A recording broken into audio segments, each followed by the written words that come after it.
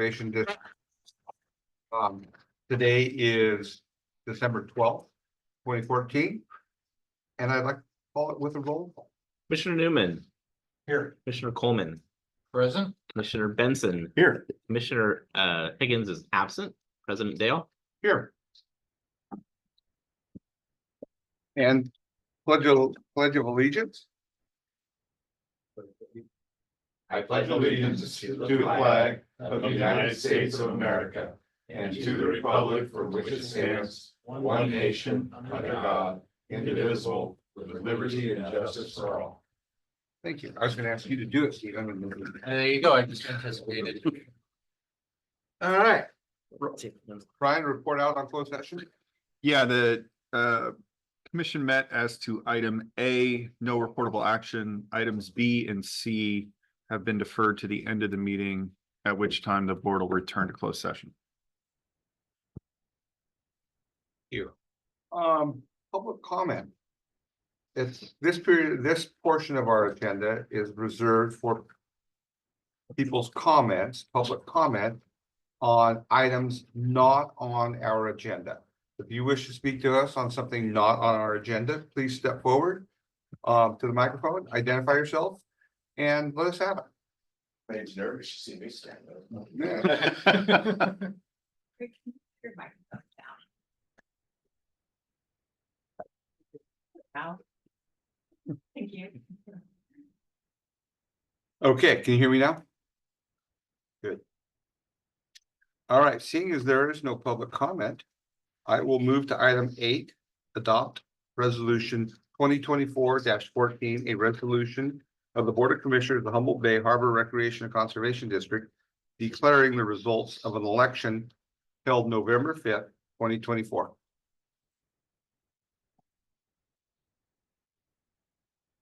So this is a resolution acknowledging our recent election. And containing here, you will vote or pass the resolution acknowledging the results of the general election held on November 5th. After which time we'll have a swearing in of those who've been either elected to a new position with the Harbor District or reappointed to their positions. Very good. Any motion, a second? So moved. I'll second. I have a motion, a second. Any discussion from the board? Any discussion from the audience? Seeing none, we'll move on to a vote. It's a resolution, so roll call. Commissioner Higgins is absent. Commissioner Benson. Aye. Commissioner Coleman. Yes. Commissioner Newman. Yes. And President Dale. Yes. All right. Motion passed unanimously. I'm glad to see that. Thank goodness, no coup. No coup. American electoral system still works. Democracy lives. So item 9, swearing in of elected commissioners for Division 1, Division 2, and Division 5 pursuant to California Elections Code Section 10265.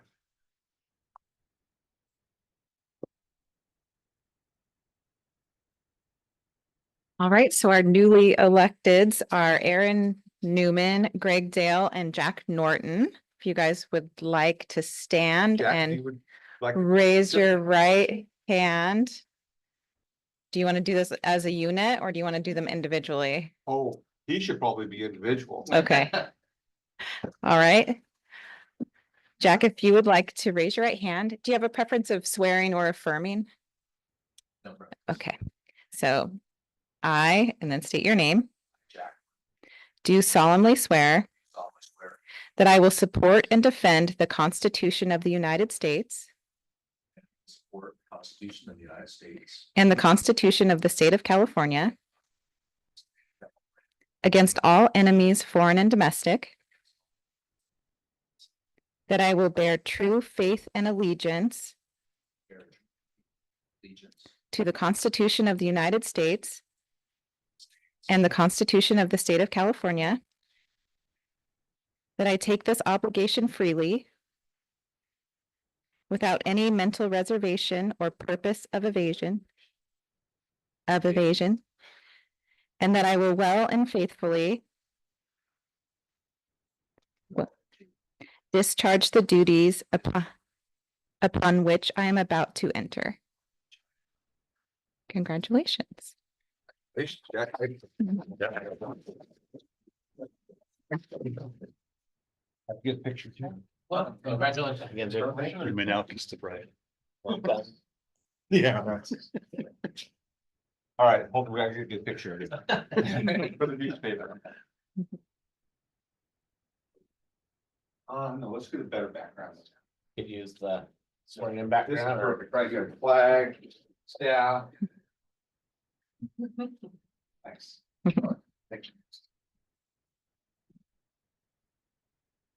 All right, Mindy, you want to carry on for the, Yeah. Do you want to do it together or separately? yeah, I'll do it Together? together. Okay, swear or affirm? Do you have a preference? Okay. I state your name, I, Greg Dale. Hi, Aaron. do solemnly swear that I will support and defend the Constitution of the United States and the Constitution of the State of California against all enemies, foreign and domestic, All enemies, foreign and domestic. that I will bear true faith and allegiance to the Constitution of the United States and the Constitution of the State of California, that I take this obligation freely without any mental reservation Without any mental reservation. or purpose of evasion, and that I will well and faithfully discharge the duties upon which I am about to enter. Congratulations.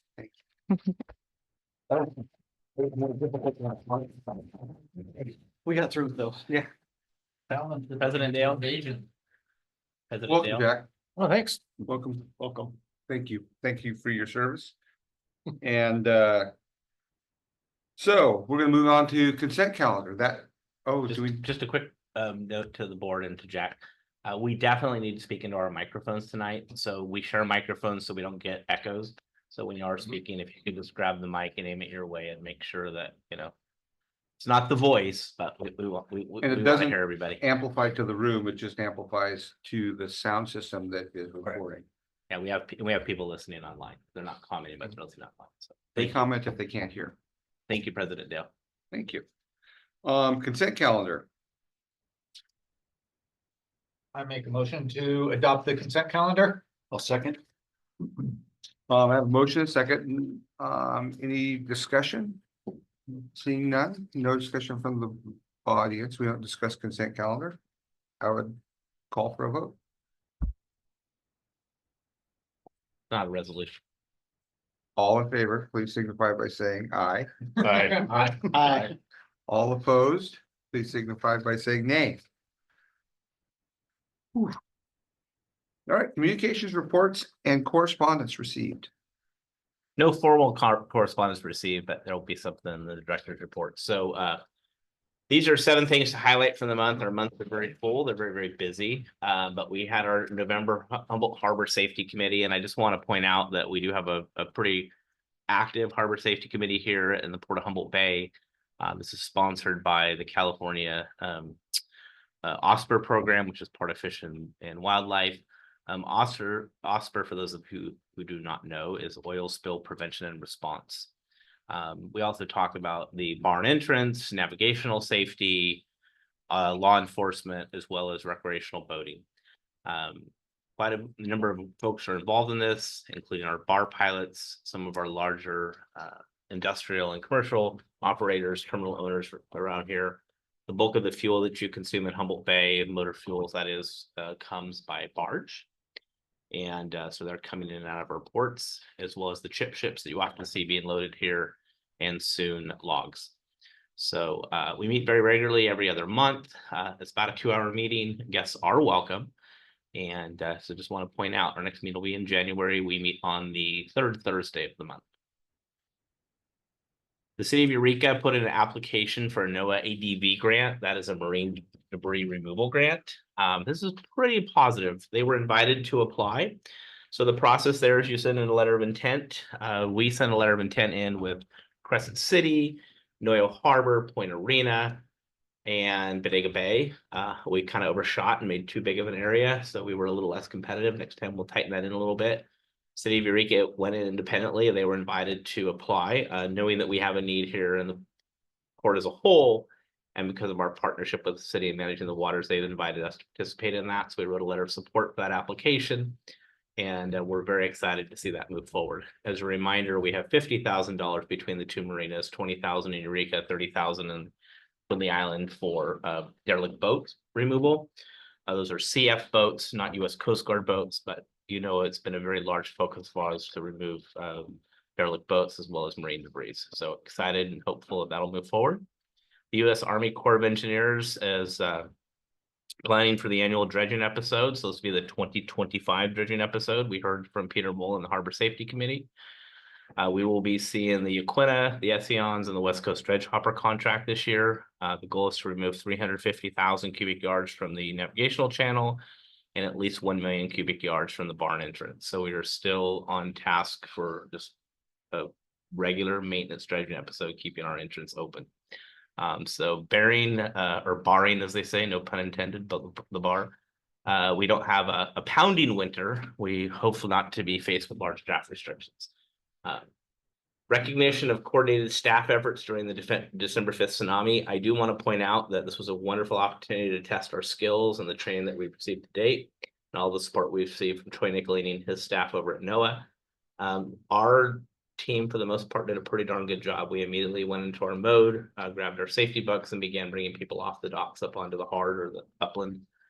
And for the most part, it went quite well. It was somewhat entertaining to sit here and watch the traffic jam on Samoa Bridge, mocking any of those that were on the bridge. But I can tell you traffic didn't move very well. Just a reminder, you are not to get in your car and go drive. When there's a tsunami, there is a safety evacuation route. So if you are in a tsunami zone, please follow safety evacuation routes. Please go to those assembly sites. That is where you are safest. So a little bit of a reminder there. We do a lot of work on that. I just want to acknowledge our staff and really putting their training to work. We will, however, sit down and review those areas where we may have fallen short or when we didn't take a census to make sure we were all okay. U.S. Army Corps of Engineers also has a project, the Humboldt Nearshore Placement Project. That planning is well underway, and it appears that we will have a 2025 episode. We have just one agency left to comment, and they seem to be quite cooperative.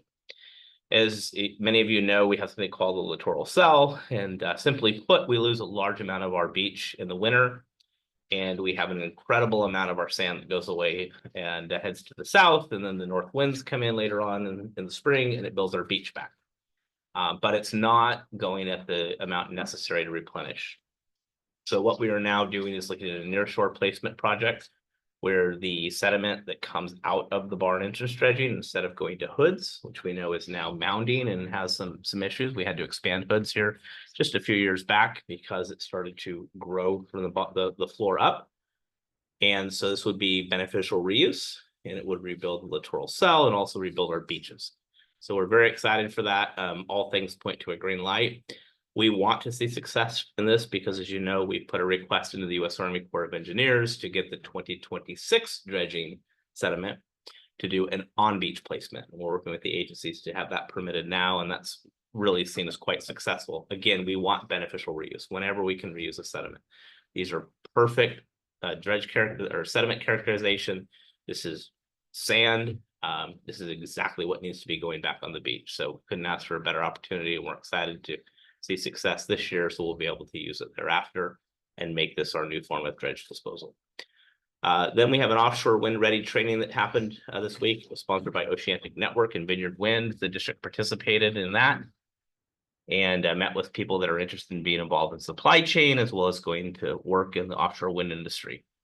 Finally, I talked a little bit about not formal correspondence, but an occupant of the island who's been on here for a good number of years wrote me a very kind note recognizing the high morale of our maintenance staff and staff in general, but noting just the amount of commitment from our maintenance staff and how good the island looks and the time for repairs when necessary and the significant improvement that's had there. So You know, they're out there every day, wind or rain, it doesn't matter. They come in on Christmas morning, they walk the docks, they do all that sort of thing. So I want to make sure that Corey, our marina manager, Brian, our maintenance manager, and that staff is really recognized.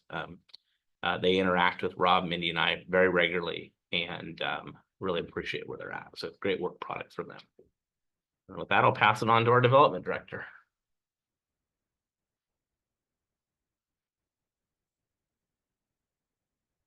Good evening, board. So for the Nordic project, all the permits are in, with the incidental take permit due on December 14th. So that's soon. There's a possibility they could extend that. Mitigation, design, and permitting for the phase 1 withdrawal is currently underway. I attended a tribal microgrid convening, was that last week? Yeah, at Blue Lake Rancheria, where there was a training for tribes and other interested stakeholders on how microgrids work. Blue Lake Rancheria is a real leader in that. So that was really useful. And then I mentioned the Humboldt Bay Trail and the county's efforts to extend that to the south to connect to CR. And Hank Seaman will be joining us in February at your board meeting.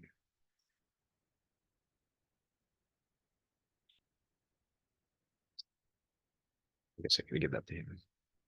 You want me to do the slides for you? You got it. Here, I'll take it. It might work over there. We'll give it a shot.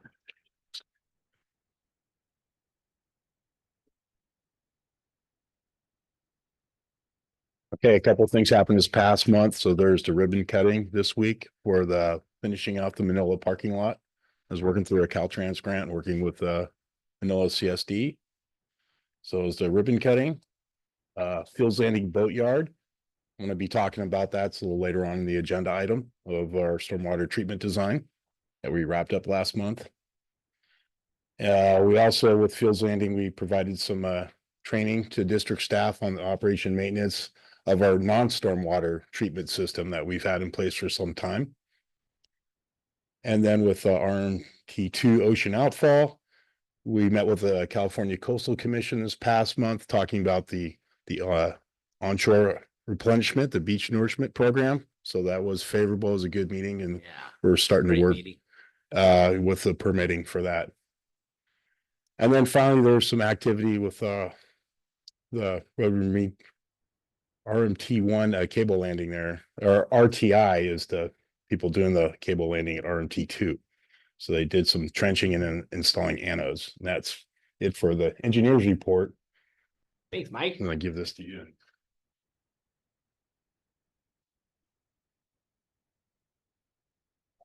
She's got one slide. I tricked you. There was some animation on this.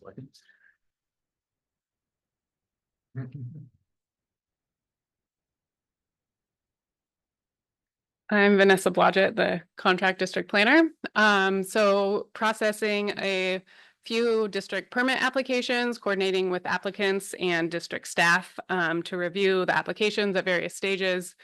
The Wabash Lagoon project we'll talk about later. Chevron dock repairs, they had some updated project description and an updated project. So working with the applicant's agent on that project. And then the Humboldt Bay Oyster Company expansion project, the notice of application went out, and coordinating with the applicant's agent on that project as well. And just ongoing coordination with district staff about subtitle mariculture permits and annual reports, which are due at the end of the year.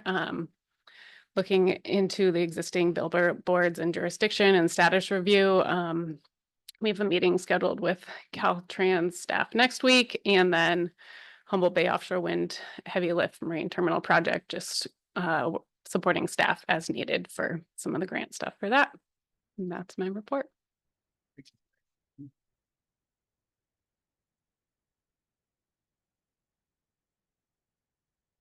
We do not have district treasurer here tonight. All right. Commissioner and committee reports. Commissioner Newman? Well, about all I have is an update on the commercial interest crab season. The area between Redding Rock and the Oregon border was under delay due to some domoic acid levels. They've been resolved by recent tests. And the next hurdle is going to be a meat pickout quality test.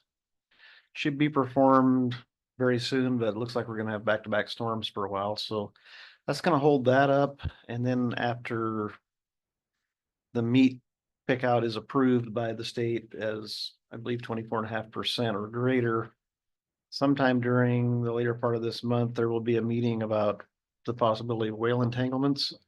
Is most folks understanding that there won't be a commercial season in California in 2024 because there's too many points of whale entanglements that have already happened in 2024 to allow that to happen.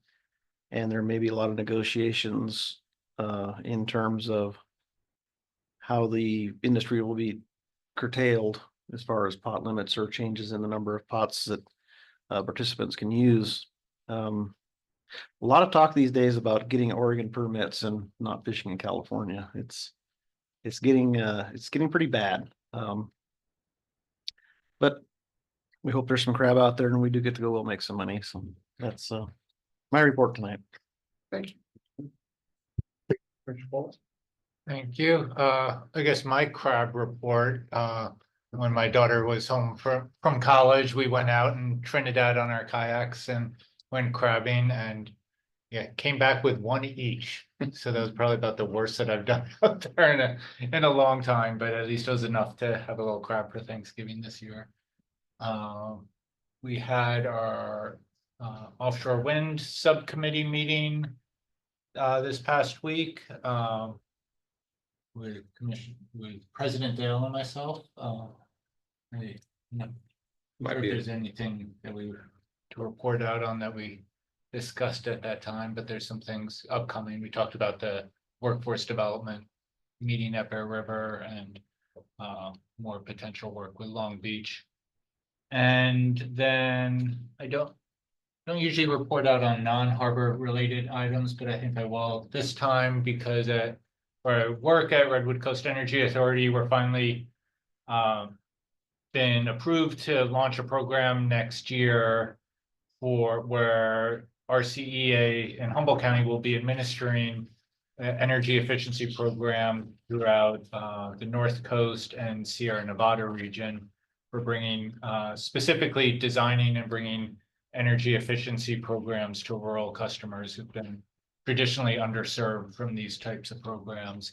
And we're real excited about that because everyone pays into on their energy bill something called the public purchase program or public purpose program charged for these energy efficiency programs, and rural customers have traditionally not received as much money that they put in from these programs because just the difficulty in serving rural customers.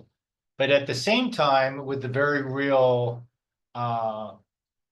crisis that's happening with energy costs in California, the legislature and the governor's office has been looking at eliminating these energy efficiency programs as a way to lower bills. And it's really, while I'm very sympathetic to the idea of lowering bills, and I think that's something we should be paying attention at, these particular costs are a fraction of people's bills, and there's much higher costs that are happening on a regular basis that's driving up energy costs. And so just want to put it out there that the idea of lowering bills is great, but the idea of going after something that helps actually reduce individuals' energy billings, especially the most vulnerable, or energy burden, the percent of their income that they pay towards their energy bills, especially the most vulnerable people, is pretty inappropriate way to go about that. Thank you, Pat. Hey, no problem. Hey, and I think there's some fish involved in that. Yeah, there was some fish involved. You talking about crabbing, yeah. Are you done? I am done, thank you. Okay, can you hear me, Mindy? Is this fine? All right, this month I'm finishing my term of service as a planning commissioner for the city of Eureka. And it overlapped with this for 1 year, and there was always a remote possibility that I would have to recuse myself of some decision made here that might have been a project or a collaborative project with the city of Eureka that never actually happened. But now moving forward into the rest of my term here as a harbor commissioner, that won't be an issue since I won't be continuing starting in January with the planning commission.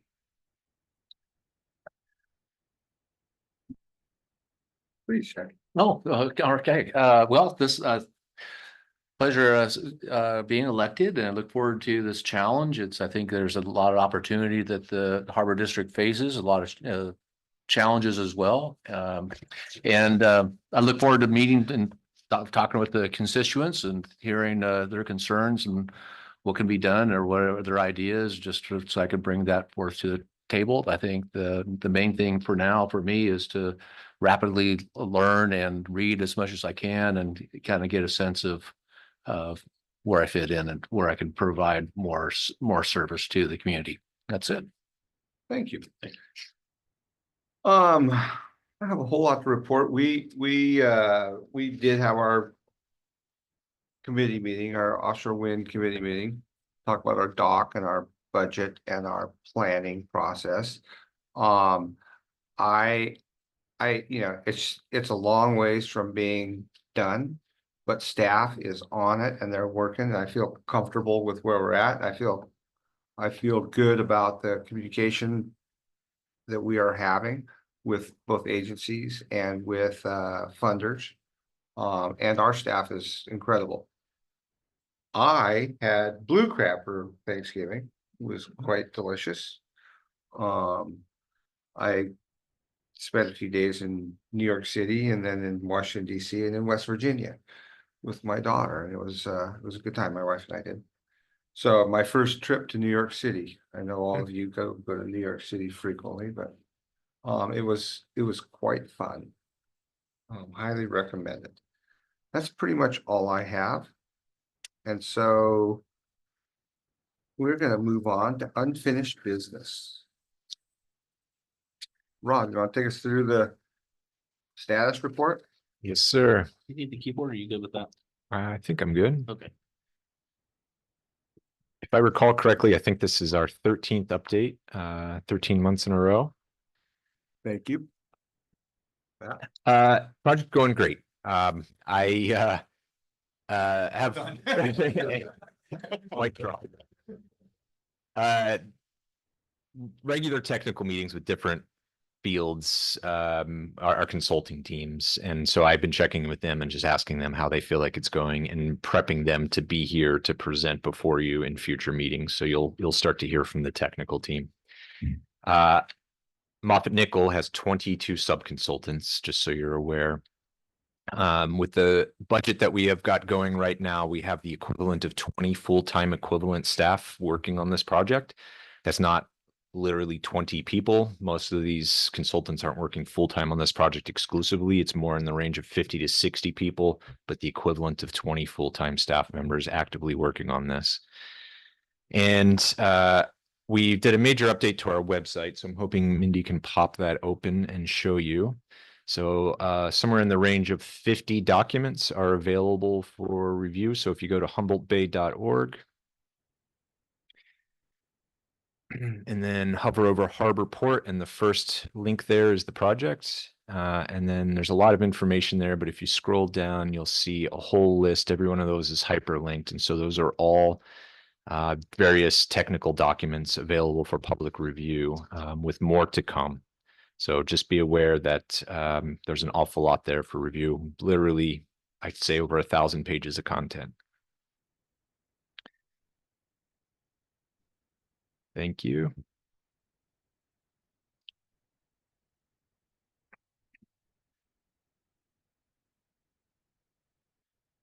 Okay. Current big focuses of the project right now are the CEC grant. If you recall, we discussed that at the last meeting. Navigational assessments, projected shipping levels. I'm excited to see that report presented to you by one of our marine engineers in the coming months. Aquaculture, we've been meeting a lot with aquaculture businesses, an aquaculture committee. They have a lot of concerns, a lot of interests. So we have a whole suite of teams actively pursuing a number of additional studies that we didn't originally scope for, but rearranged the budget, applied for some more money. Ecologists, marine engineers, a whole suite of different teams are actively looking at a lot of different topics on behalf of the aquaculture community. Really diving deep into what we're going to be doing for environmental mitigation. Tribal engagement is really starting to ramp up again. A lot of community engagement, including regular meetings with the residents that live in the town of Samoa right next to the project site. Eelgrass is really starting to get going again. The sampling analysis plan for the dredging, geotechnical engineering, meeting with offshore wind developers and technology supply chain companies. So we have a whole sequence of meetings now where we're going deep into the 15% design with these companies and getting their feedback through a series of meetings. A lot of work into financing. Tsunami modeling is underway, reassessing wet storage and the pile driving or the pile types. And then we're really just kind of planning for the Baywatch master plan. So more will be coming before you about that shortly. And I think this is redundant. We met with the Core Hub about a month ago. Been meeting with BOEM a lot. BOEM is interested in having an all topics offshore wind meeting. So not just the port, not just what's happening in the ocean, not just transmission, but all of it together at the same time. March Here in is Humboldt County? yes, yep. And March is probably a little ambitious, but that is in the future. I presented last night to the California Fish and Game Commission. For a couple of hours. I was here till 7 last night. Transmission next week. There's a group that wants to talk about transmission, and they've asked me to come and talk about the port project and how it relates. And then we are planning for a big aquaculture offshore wind conference to kind of present all of these studies that we're actively working on for aquaculture, and we're targeting June.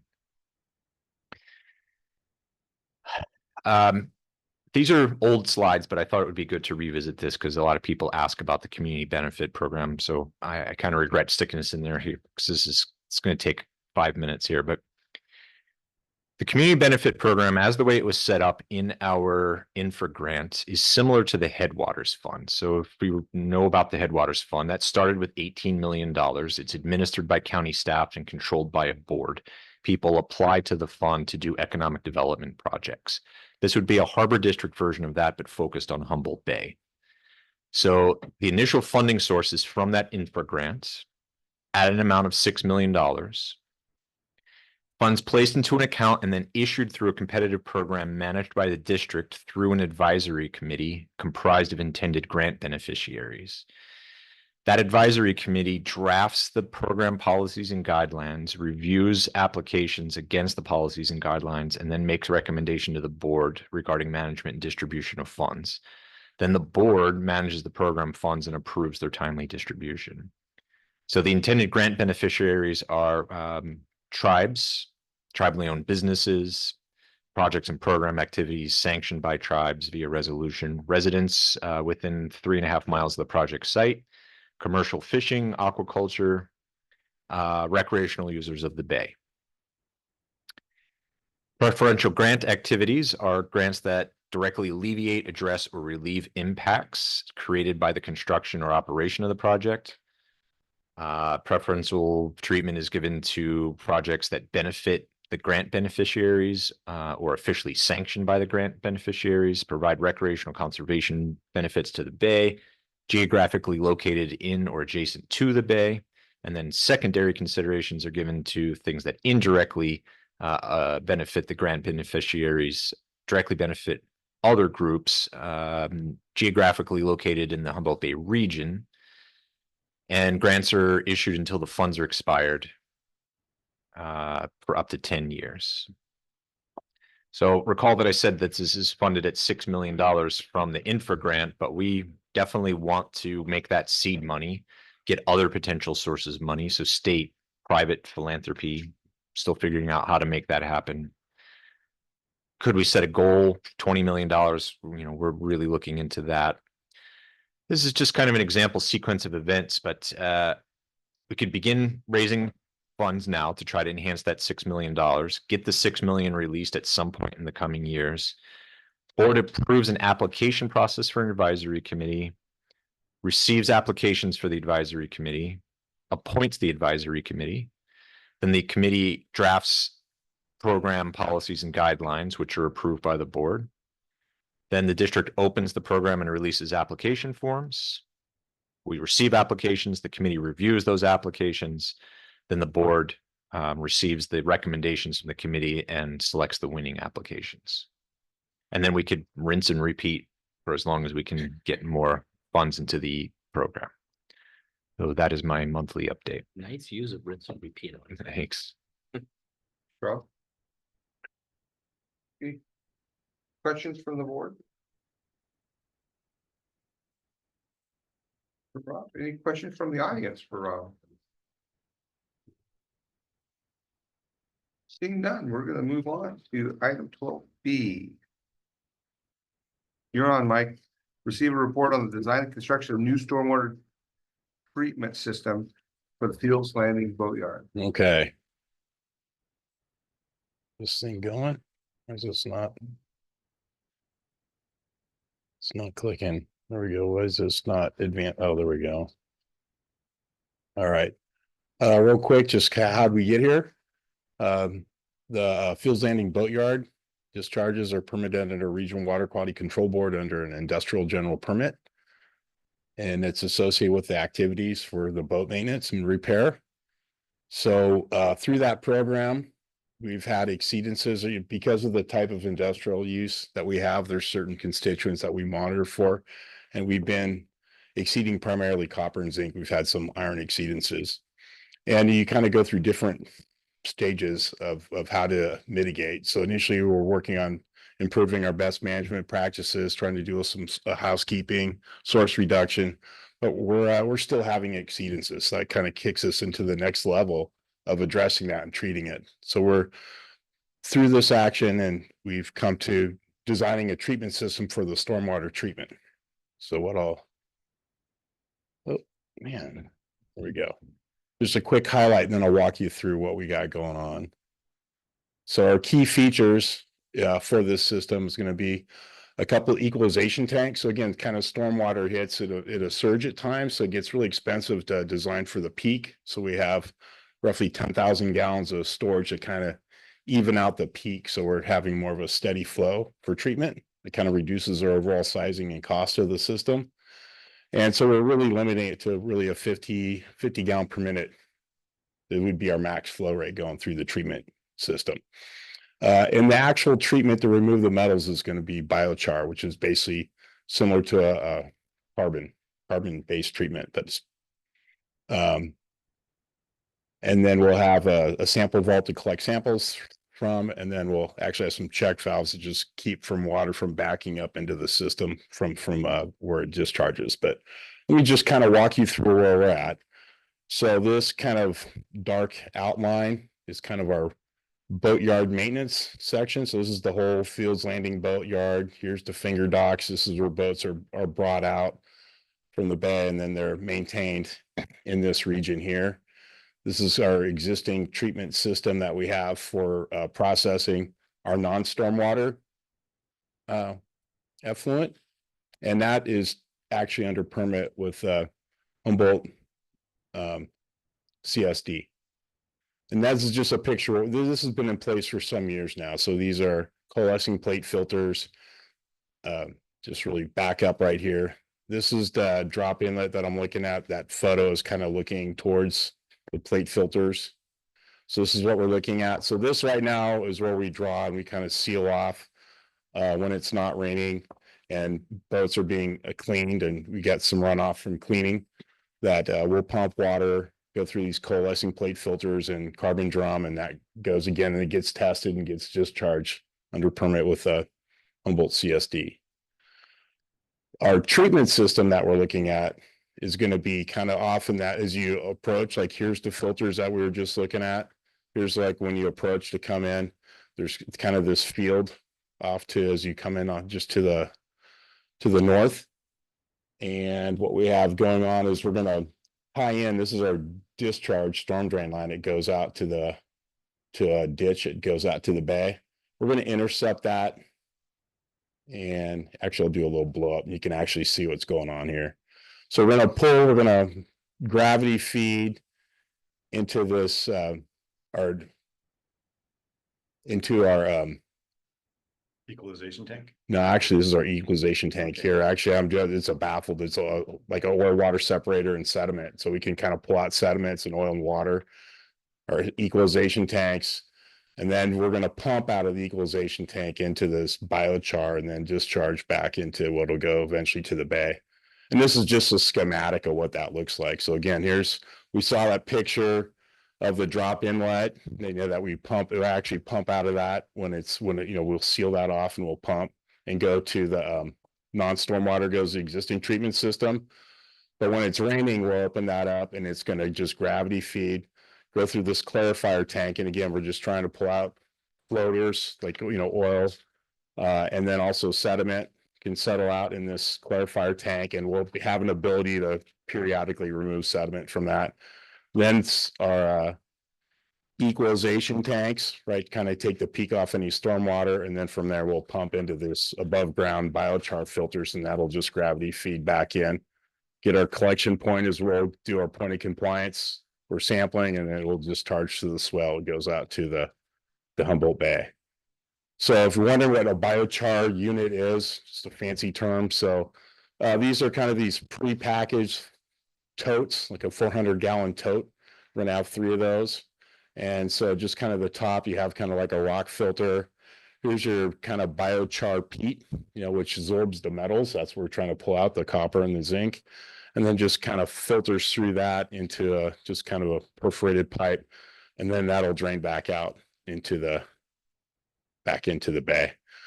So the cost of this, it's expensive, but this is just kind of a breakdown of our preliminary costs, and Chris will get into that. So again, these are just kind of the big items, and that's included inspection costs, and some contingency. So just so in the budget that we have, for the fiscal year, running the effect this year, we're budgeted 150,000. Again, it's much here in total. So Cindy and I will work on a revised budget within that field. We don't know if it's going to be a single item, there's a property revision, or we're going to do a budget investment. It's significant enough increase in costs that we do have to make an investment. Fact that we all want that.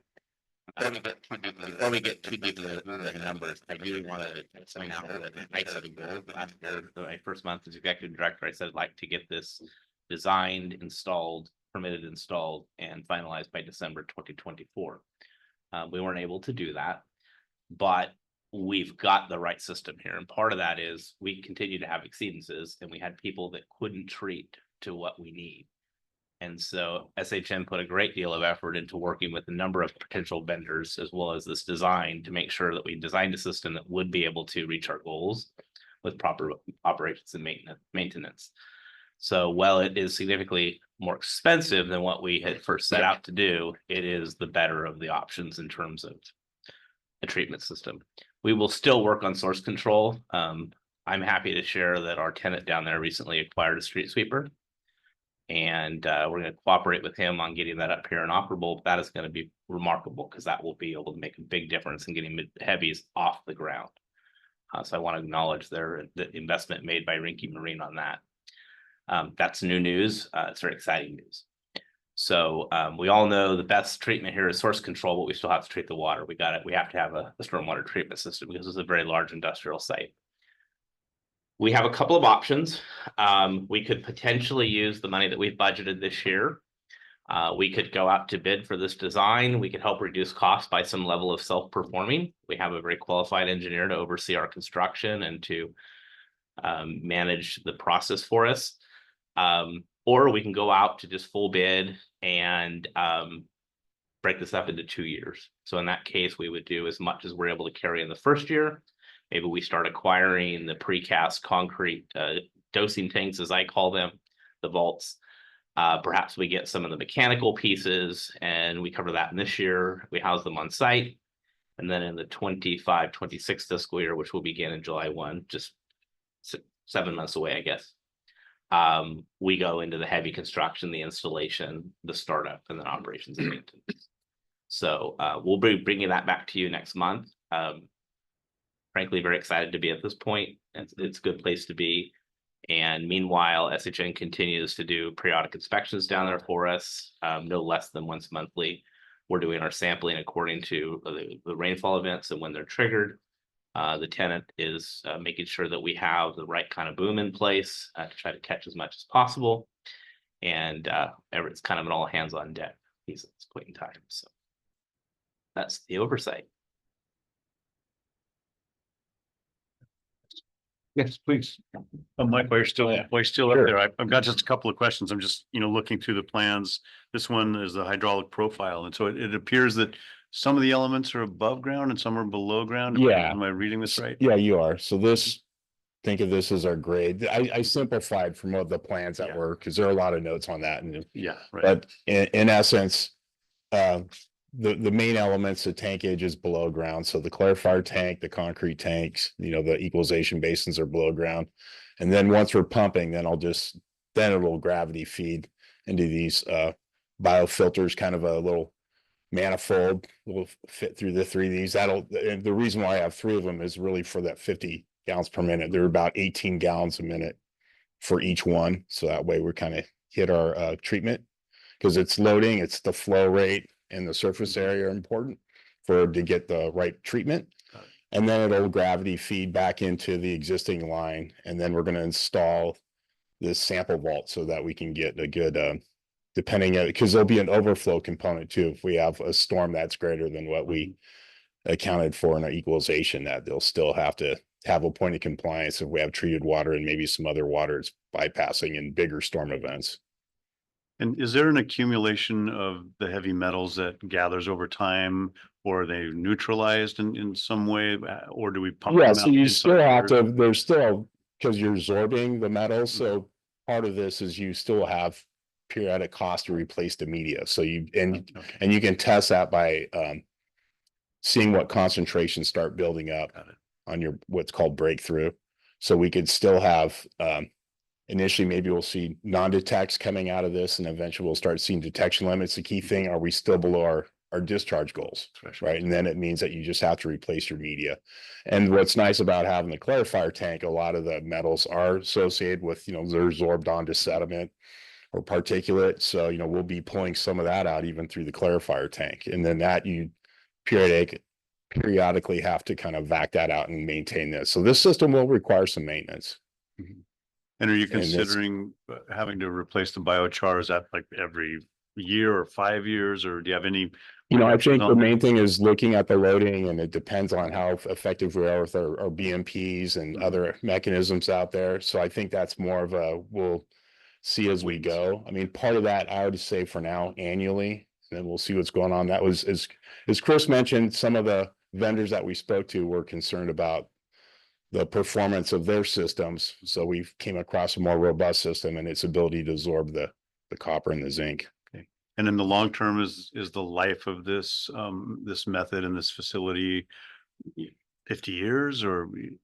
Yeah, I mean, it's pretty straightforward because, you have, these are concrete tanks, right? Yeah. So they're going to have that 50-year expectancy, so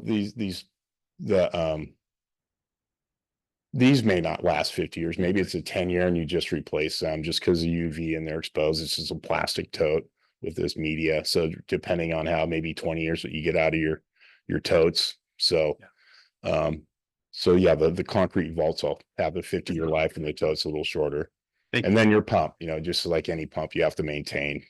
So give that the 5 to 10 year estimate on that life. Good. We're really pleased to see this. And I know Humboldt Waterkeeper is going to be really pleased to see this too. Yeah. Okay.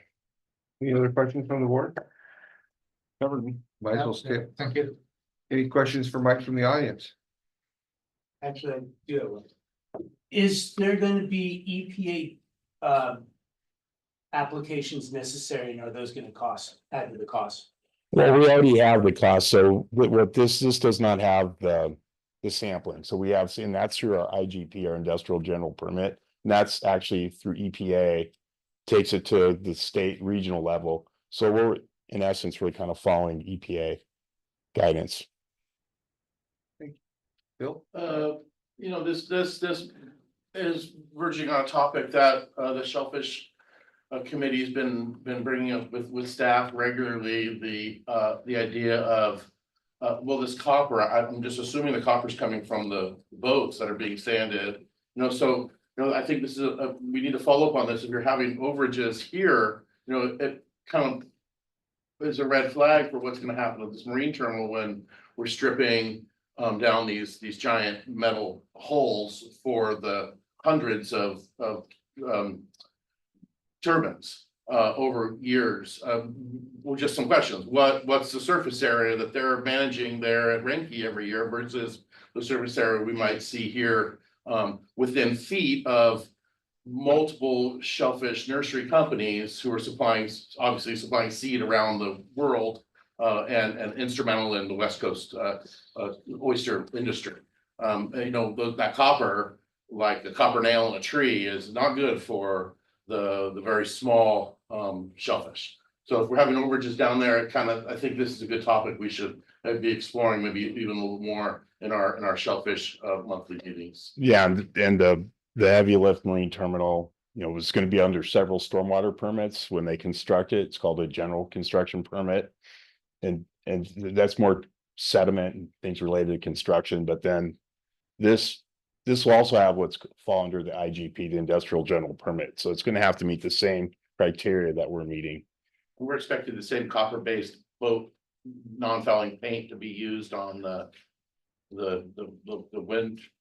windmills. It's a different kind of paint. It's a completely different paint than what we're using, and the copper's about out of all those products. Copper's out. Not yet, but it's really close. In California, just handling this. I mean, we are a minuscule amount of what we were 30 years ago in this industry. This industry is incredibly regulated and hard. We can't even buy most stuff in California. They just don't sell it here. And we're having to deal with it with a completely new environment that we, I've been in this almost 40 years. And what we did 40 years ago and today is just staggeringly different. And we're talking about missing our marks on this. You would be surprised of how minuscule amounts that it takes to even to blow us out of the water, and what we've already accomplished and where we're going with this system that the Harbor District's put an incredible amount of time into is, we're talking minuscule amounts of what we used to do even 10 years ago.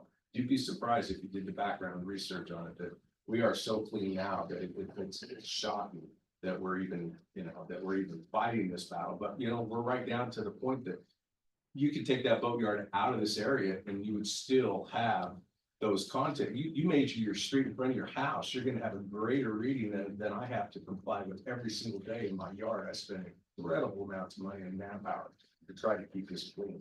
And if you measured in front of your house, you'd be shocked. It's no, I'm not. I'm not arguing, I'm just saying. And you might be surprised on how much scrutiny the shellfish industry gets with regards to their meat testing, water quality, You guys and use those boats kinds of too. things. You guys use Yeah. boats too. Yeah, and so we're kind of like that canary, with regards to the. We all are. The We baby, all are. the baby shellfish. So let's I think it's just a good topic to continue to talk about. totally agree, Bill. Yeah, thank you. Any other questions for Mike? Have a plan for how to dispose of decontaminated biochar media when you're once it reached the end of it? Yeah, with anything for disposal, we have to profile it, so we'd actually have to test it before it gets disposed of, and depending on those readings, it would go to whichever landfill it would go to. Like biochar is fairly new. With carbon, usually activated carbon, they'll regenerate it. With biochar, I'm not sure if that gets disposed or it's a newer product, but there's a lot of research on biochar. It's not like it's untested, but I haven't dealt with disposal of biochar. But with any, like when we suck out the sediments that would come out of the initial basin that we're having, same thing. You have to profile test that, sample it, and then it goes to the appropriate, gets landfilled. But anyway, hopefully that answers your question. It might be important to know that the district keeps on contract vendors who profile waste. And then we follow all procedures to make sure they go to the appropriate facilities. We receive significant recognition and credit from EPA when we do recycle products versus when we dispose of them. So once the waste stream is determined, and then it's determined whether or not we can use recycling or not. But we are currently under contract with a vendor, and it's called Clean Earth. And there is another local vendor we could use through US Ecology, which continues to get bought out. So I don't know what the name of the month is. But just want to point out that it's something that we're very focused on, and we generate a lot of waste because of the type of operation we are with the fleet that we have here. So we're in regular touch with those folks. Yeah, and that's all, it's called cradle to grave. It's all tracked, and documented. Any other questions for Mike? All right, thank you. Thanks, Mike. All right.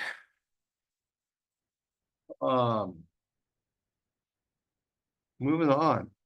13A, new business. Consider adopting resolution 2024-13, establishing findings relative to Humboldt Bay Harbor Recreation and Conservation District permit 2024-02, a CEQA statutory exemption for restoration projects, and approval of Harbor District permit 2024-02 with conditions for the Wadouche Lagoon Tidal Wetland Enhancement Project. Did you write that? That title? Yes. You're on Rob's list now. So this application was accepted for filing earlier this year by the board. It got referred out to agencies and neighboring property owners, and now it's coming back to the board for decision, consideration and decision. So the applicant is the and CEQA lead agency was the Humboldt County Resource Conservation District, and the property owner is the U.S. Fish and Wildlife Service. It's part of the Humboldt Bay National Wildlife Refuge. And the project is intended to benefit native fish and wildlife species. It restores tidelands. There's an existing dike along the bay there's a tideland or along the slough there's a tide gate that is failing. And so the project is intended to make tidal channels within the project site and then breach part of where that tide gate is and allow tidal influence into that area. So the project does include excavating, and this was a typo, but it's actually 9.35 acres of channel that would support eelgrass, potentially in the species that other species that are intertidal species like eelgrass. Place that fill at various places in the restoration project at an elevation that would support salt marsh restoration, excavating the tidal channel network. And then after that work is done, the levee would actually be lowered a few feet, and then it would be breached where the existing tide gate is to allow tidal influence in that area. North and south of the project site, and I do have a site map, there are going to be some levees that are kind of constructed and enhanced. So right there and right there. And so this is in North Mad River Slough, just south of Lanphier Road. And the blue is the tidal channels. The orange is the salt marsh restoration. The light blue is where the existing levee would be lowered. These are just photos of some of the existing site conditions.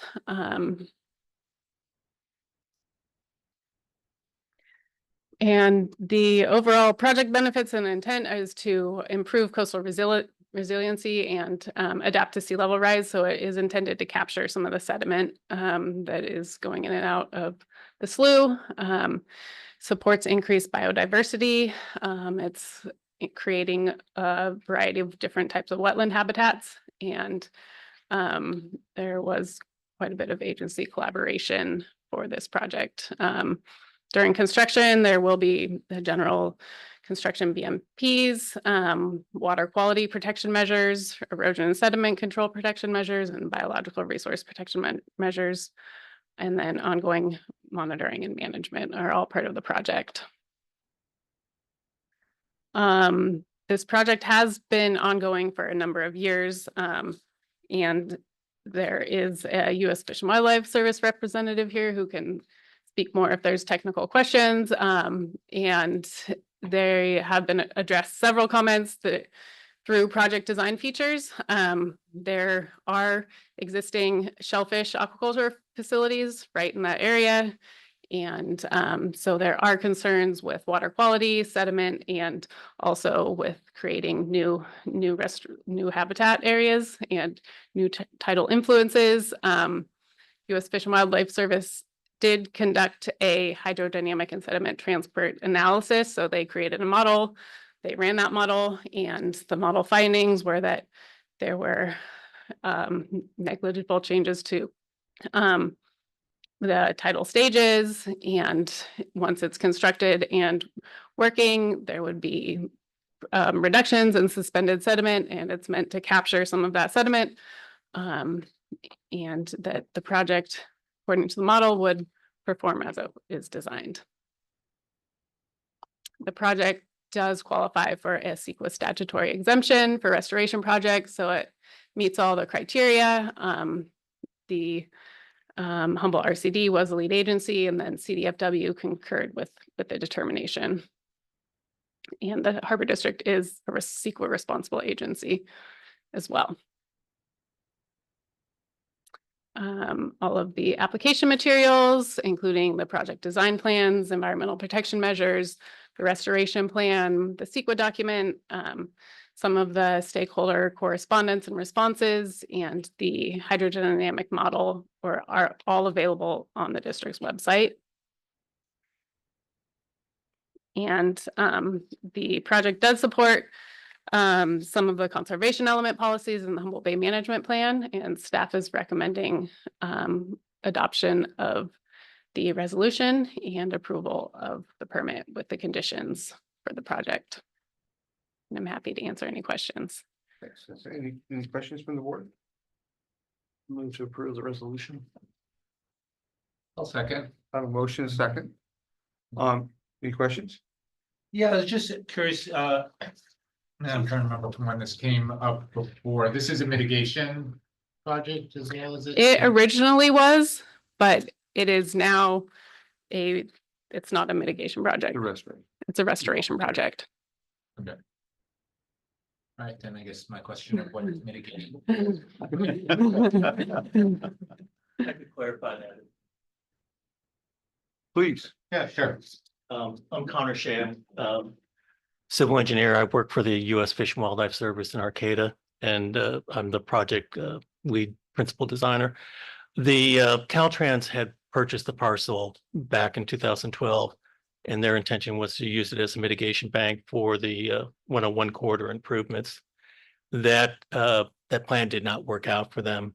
They then surrendered the property to the state, and the state turned it over to U.S. Fish and Wildlife Service. So this project is not mitigation. It's mainly for restoration purposes. Great. Well, thank you. Dr. Shea, stay for just a minute. Since you came all the way down here and sat for an hour and a half, I'll try to ask you one more question. I'm really pleased to see that this is moving forward even as a voluntary project. Was the land around there subsided somewhat? I mean, are you expecting the accretion to help equalize that, or was that not a factor? So this is when this property was diked off, it was probably a dike too far. Essentially, the dike in this segment of the west side of Mad River Slough went across an area of very low bay elevations in order to avoid, following a longer route in. So the land within the diked area was very low to begin with, elevations of 2 to 3 feet in elevation before subsidence. And now much of this area is at an elevation. The area close to the dike is at an elevation of 2 to 4 feet in elevation.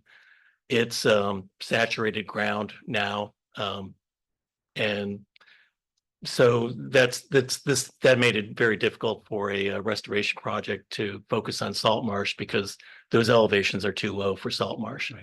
So the intention of this design was to create more of a coastal lagoon area with some enclosed water areas that would provide habitat for nursery fish, similar to some of the ideas that we used at Elk River on the City of Eureka project. And also to create marsh. And basically what we're restoring is a natural shoreline from the slough through tidal lagoon up to coastal marsh, up to a riparian forest at the base of the dunes. And I'm not sure if I answered all your question. No, you did the main one about subsidence and Yeah. sediment accretion and whether it was ever going to get to a point that was sort of high marsh level, but it sounds like it's going to stay low. So the projection is that Yield. both in our basis of design report, Mhm. we estimated that this area would accrete sediment. There's areas of marsh that will develop over, a long period of time, 30, 40 years. Right. The hydraulic modeling that we performed also showed that the project area will serve as a sediment trap. More sediment will be delivered into the project area, settle out because it's going to be very quiescent water, Mhm. very slow moving. There's areas as the tide goes out, that water is held and the sediment has a chance to fill in. Right. So that's why we're seeing a slight decrease in the suspended sediment concentration resulting from the project. But again, these changes are very minor. And can you just speak a little bit to the timeline of the project from here, like going into 90% plans or going out to bid and when it might be constructed and all that? So we're hoping to finish the 90% plans next month in January. Oh, wow. Trying to go out to bid early in the construction season.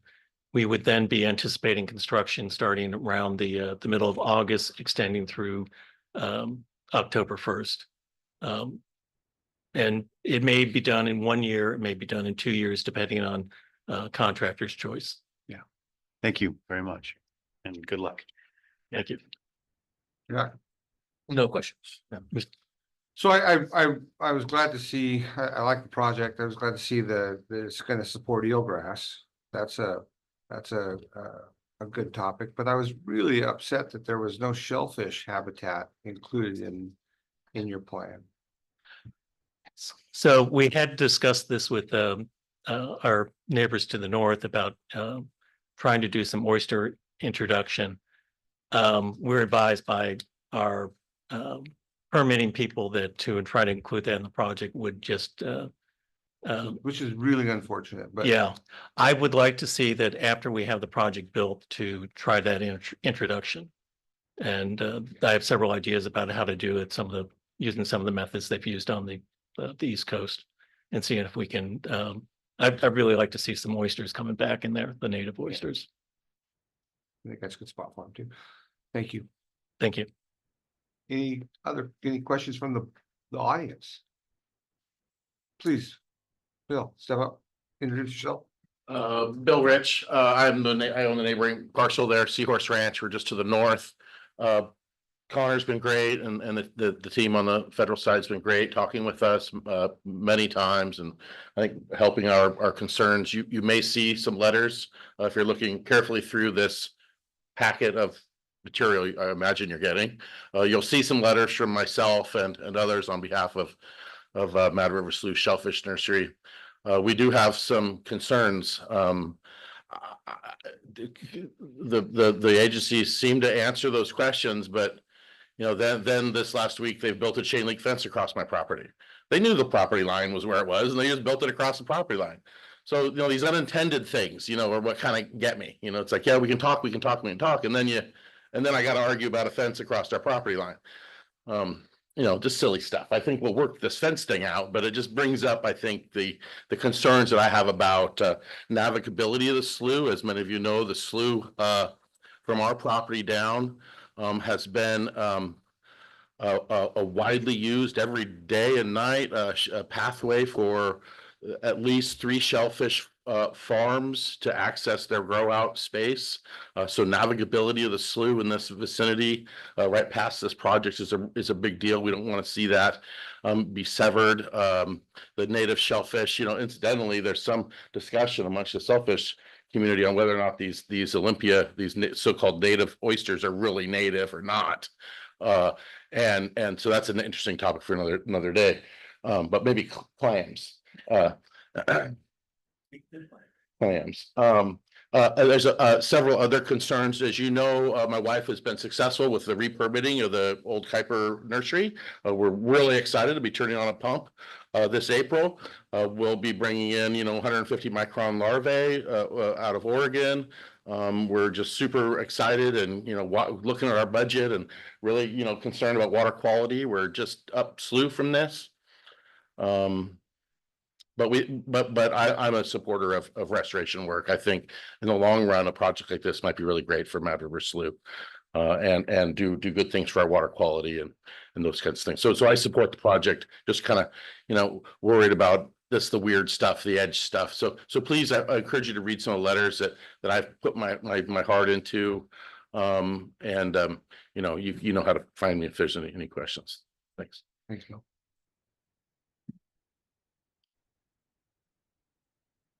Good evening. I'm Todd Van Herp, Humboldt Bay Oyster Company, another one of the pesky shellfish aquaculture folks around here. We don't really take to change very well. I'll speak for myself. I don't take to change very well. So when things come up like this, it hits my radar and I listen and want to be involved in anything that affects me. I'm, a next door neighbor up there. I travel up and down Mad River Slough pretty much every day to conduct my business. When this came up, it was of concern to us because we didn't really know much about it. But Connor was really good at reaching out, and we've had several meetings. He's conducted a hydrodynamic study analysis that kind of quelled some of my concerns about sedimentation and changing of the channel. I'm concerned because that's a choke point for me. If I can't get to my farm, then I've got to either find another thing to do with my day or find another access point to get there. Some of the concerns we had were during construction, sedimentation being released into, with the excavation of the property and things like that. Hydrodynamics, what it might do to water flow, sedimentation, erosion, just the changes to the channel that could impact us. I'm typically open and happy to see restoration of natural function to the environment, and happy to see that. We had some early conversations about Olympia oyster restoration and how simple that could be with a project like this. I think the limiting factor in our bay for Olympias is hard substrate for the larvae to attach to. I don't think there's any shortage of larvae. I think that the source for that is abundant and prolific out in the bay. We just need to give them somewhere to set. Somewhere to start their lives. And anywhere that you do see rock, hard substrate, pilings, you're going to find Olympia oysters. So it could be just establishing some rubble piles or things like that in this. It would be a pretty simple thing to do to enhance natural populations of the Olympia oyster. So I am in support of the project.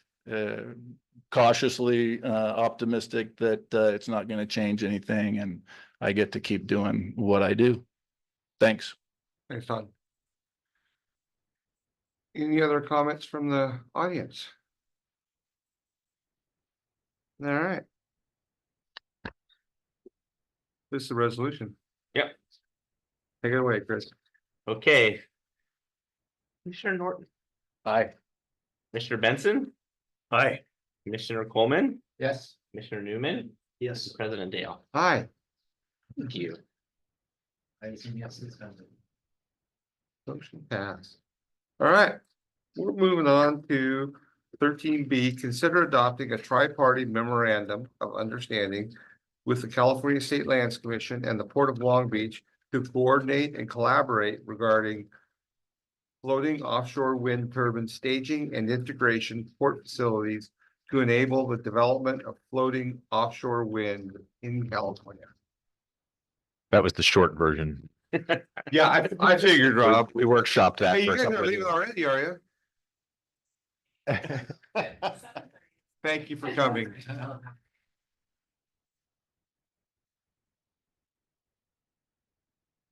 All right, staff recommends adopting this memorandum of understanding between State Lands and the Port of Long Beach. I'll come back to that.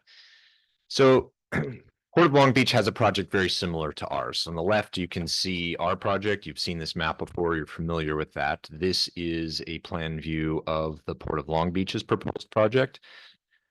I probably should have started or could have started with a much broader map zoomed out, but this area doesn't actually exist yet. This is an open part of the San Pedro Bay, and they plan on filling this 400 acres and creating a facility that would effectively function like ours. If we overlay the two on top of each other to scale and fade ours back a little bit, that is the relative size of the two. So theirs is a little bit more than twice the size of ours, but effectively doing the same thing. We'll have 2 vertical integration cranes, they'll have 3. So just a quick refresher on where offshore wind will occur on the West Coast. We've got the 2 lease areas off of California's coast, 5 sub areas in there with the 5 companies. We look at those sub areas on the West Coast and compare them to Humboldt Bay. We're actually in the geographic center of the West Coast. There's those 2 lease areas. There are future planned lease areas in Oregon, and Washington is evaluating the possibility. So if you look at a tow distance from Humboldt all the way up to the northern Washington border, you can see that generally that is the tow distance of what could be towed from Humboldt. So we can service the whole West Coast. This kind of towing has been done in Europe. I witnessed one of the units coming in from Scotland to Norway this past May. 4 reports from various federal agencies independently identify Humboldt and Long Beach as critical to the development of offshore wind to serve as staging integration port terminals. So these are some old maps or slides here, but again, here's Humboldt and looking at wind resources on the West Coast. The brighter the red, the better the wind resource, better place to put a wind farm. So you can see the respective quality of the wind farms that are planned or leased already. And if you look south of the Morro Bay one, it's really not a good spot to put offshore wind farms. It's not that great just south of San Francisco Bay. If you really want productive wind farms in California, they're likely going to be off the coast of Del Norte, Mendocino, and Sonoma counties. And if you look at a wind resource map of the entire United States, the best 2 spots to put wind farms are those 2 locations. So the towing is really important to this whole big picture. So there's Humboldt, there's Long Beach. If we do an equidistant tow radius from the 2 ports, you can see that Morro Bay lease area is a little bit closer to Long Beach. But if you look at the wind resources, the vast majority of where future wind farms are going to be are just outside of Humboldt's back door.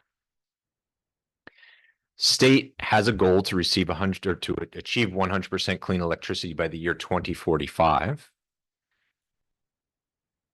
And that includes 25 gigawatts of offshore wind. If we assume that each turbine generates 15 megawatts of power, then we need 1,700 turbines. That's 20 years from today. We won't be able to get turbines in the water till 2030. So that gives you 15 years to get those 1,700 turbines into the water. So these studies from the state and federal governments, all independently published, say that staging integration is critical to this. What you see on the screen is the staging part of staging integration. This is the integration part of staging integration. So it's mostly lay down yards with the components, and then cranes that put it all together. So here's just a quick analysis looking deep into the future. Humboldt, we have two phases, each of which has its own crane doing vertical integration. You can integrate about 1 turbine per week, but not every week's going to be perfect, or you might not have good weather. So you say you can do an average of 40 turbines per year per crane.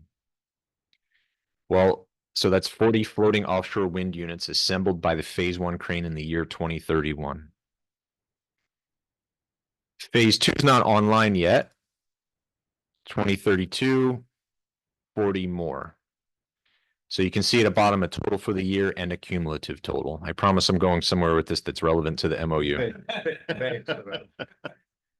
That pattern keeps going until our second phase comes online, and we're still figuring out exactly when.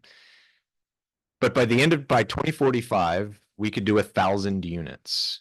The goal for California is to reach 1,700 turbines. So we alone cannot help the state reach its goal for offshore wind. Plus, there is the future Oregon lease areas, and we are likely to be the port servicing them. Long Beach has got 3 cranes. They come on a little bit later than us. They come on in different phases, but the big picture is they can't do it alone either. And that doesn't account for Oregon. But if you put us together, same phasing, same set of cranes, now we can reach the state's goals with capacity for Oregon. And you have to start thinking about major O&M.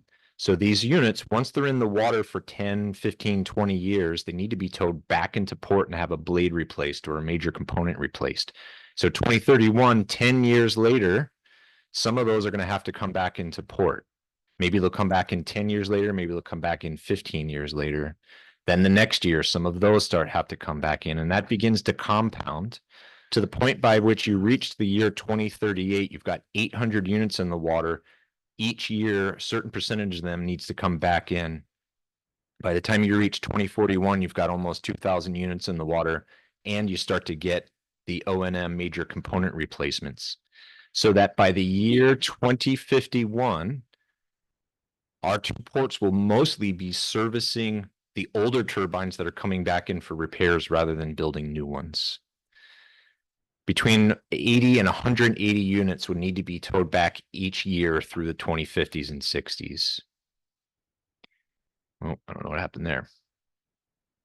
So, long story short, there's a lot of key assumptions in there. I'll skip those unless you want to come back to them. To reach its renewable energy goals, the state absolutely needs both Long Beach and Humboldt Bay. Both the Port of Long Beach project lead and myself came to this conclusion independently, and then we're talking at a conference once where we were both asked to present, and we said, we're not competitors, even though everybody wants to frame us that way. There's no way we can help the state alone. We both need each other. We are partners in this effort to support the state in addressing climate change. So we have a lot of common interests and challenges. There's supply chain, economic market demand, developers, there's technology. We're all figuring this out, the regulatory and lobbying component, financing, public perception, public engagement. It's the implementation of these projects, the drive to address climate change. But we don't have everything in common. For instance, their port focuses on shipping container terminals. They have a lot of engagement to do with shipping container terminal companies that we don't have to worry about. We work a lot with fishermen and aquaculture, something they don't have to worry about because their project, they don't have any aquaculture or fishermen near their project. So we agreed, hey, it would be good if we had a common memorandum of understanding. We're already sharing so much data. Let's make this official.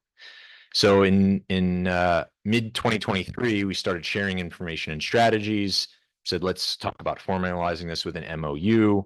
Approached our executive directors, started coming up with versions. Then the state started to join in mid 2024, State Lands Commission.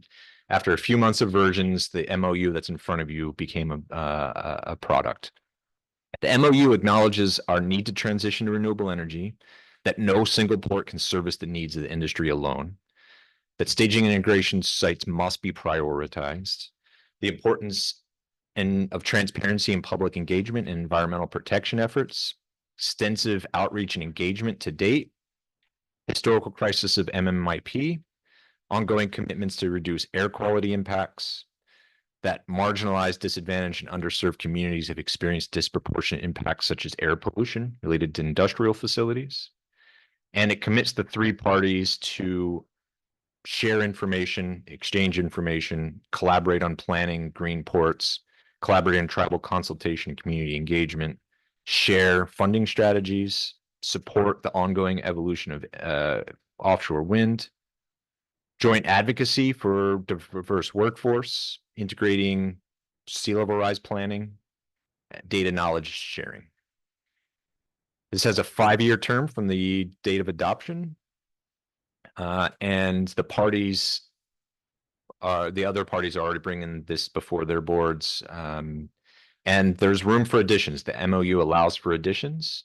And so, for instance, we heard some feedback that fishing doesn't appear in this MOU.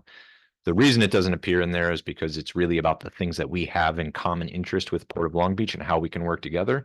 It also doesn't have shipping container companies in there. But we talked to Long Beach today and they said they'd have no problem adding that we would work with fishing communities. This MOU is really about our two in-port projects and the things we have in common, but there's always room and we welcome the addition of additional parties. So staff recommends adopting the MOU.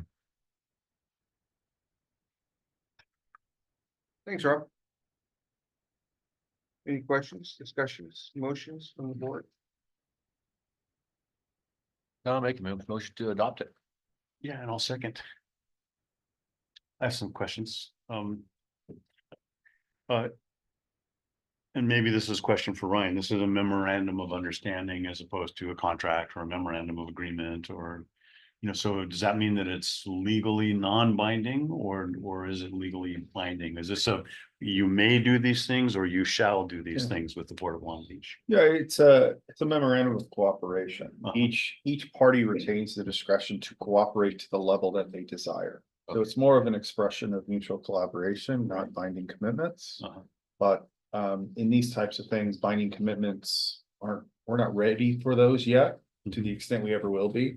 This is more of a cooperative approach to express our mutual interests. This appears at the face of it to make a lot of sense. However, I'm just curious. I always wonder about what's the downside. You know, and if we can talk transparently about that, that might be nice. I'm wondering about workforce development, for example. Is there a possibility that workforce might be developed, you know, somewhere near the Port of Long Beach, which might not help us reach our goals to hire locally as much as possible? Are there some things that might come back and bite us about this? I don't think so. We've signed a project labor agreement. And so, you know, that has local hiring preferences in it. County of Humboldt, Cal Poly, CR, the district are actively working on workforce development strategies. Long Beach is as well. They have their own project labor agreements. I know, Chris, I'd value your thoughts on this, but I don't see any downsides there.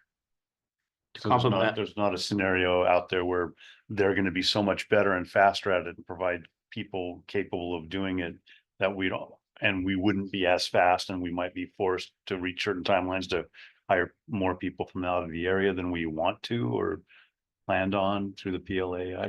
I don't want to invent trouble, but Yeah. I'm just curious. I mean, it sounds like a possibly feasible scenario you're describing. I'm not sure how the MOU. Yeah, I'm not sure how the MOU would affect that one way or the other, but what you're describing sounds like, you know, it is probably, you know, it's in the realm of probability. Yeah. It may be important to recognize, and Rob said this, but take it a step further. There is a very strong push from the Building Trades Council, from OE3, Operating Engineers Local Number 3. We have a representative in the audience. Incidentally, I just happened to look over there and see him grinning. They're making a big investment and they're trying to do a lot of that here.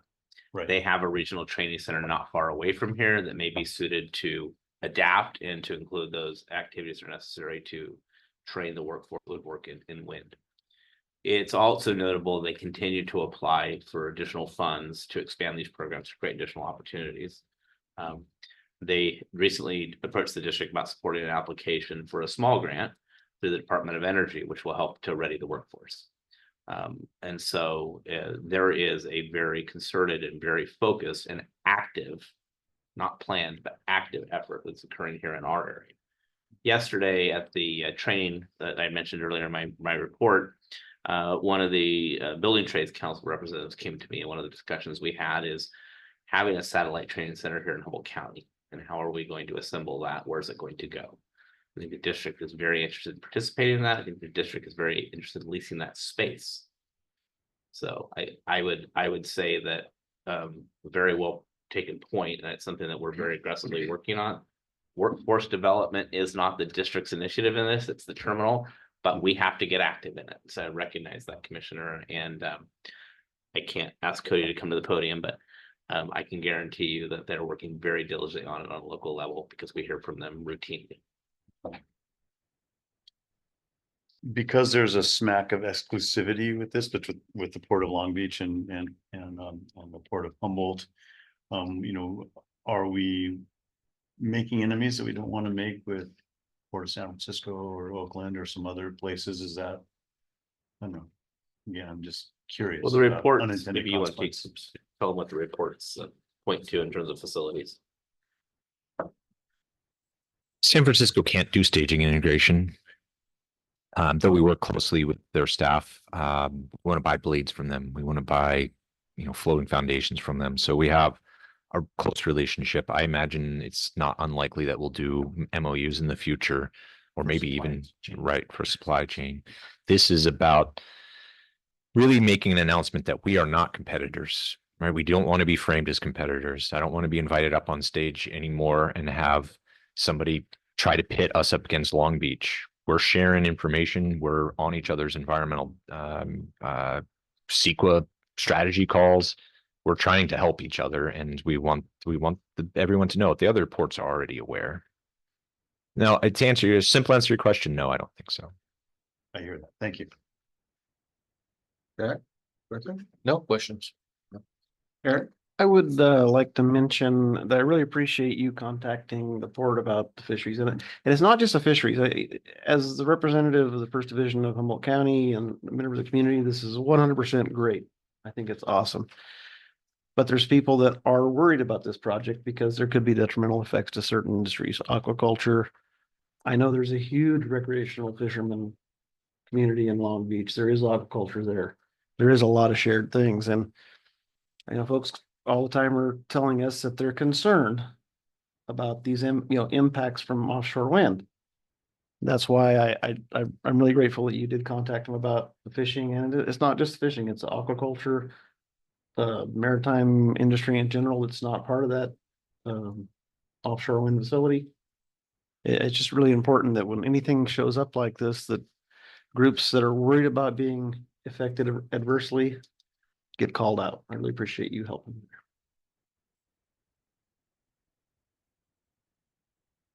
I'd like to add to what Commissioner Newman said with the fisheries and just more like a procedural. So if we're adopting this MOU tonight, what will be the procedure then to amend it to add another, because there's not enough whereases in here for President Dale. So how will the fisheries aquaculture component be added in, like procedural? Would this have to come back to us for an amendment or for? I think there's two options, and it sounds like Chris has got some ideas too. One, I think the way it's written, we don't necessarily need to amend it to engage fisheries. We can do that right away because there's a lot of, and other interested parties and affected communities kind of language in there. But if we want to formally amendment, I'd recommend adopting it as is tonight, because the other entities are also adopting it as is tonight. And then through the MOU and the cooperation, we'll come up with a way that we can all make an amendment together.